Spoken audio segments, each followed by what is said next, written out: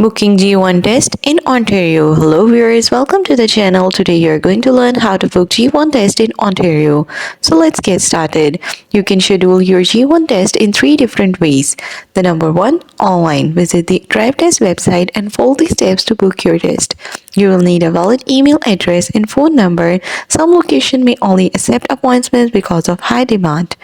On phone, call DriveTest customer service at 1-888-570-6110 during working hours. Always keep your ID information ready. Then write down your confirmation number after booking. You can also do it in person. For this, you have to go to any DriveTest Center and check in the reception desk. Here, show your ID, choose your test date, and pay the fee. Arriving early can help you avoiding long waiting lines. G1 package costs $18.25, which includes the written test, the future G2 test, and a 5-year license. You can pay this fee online when booking or at a DriveTest Center. If you do not pass, each retake costs $16 CAT.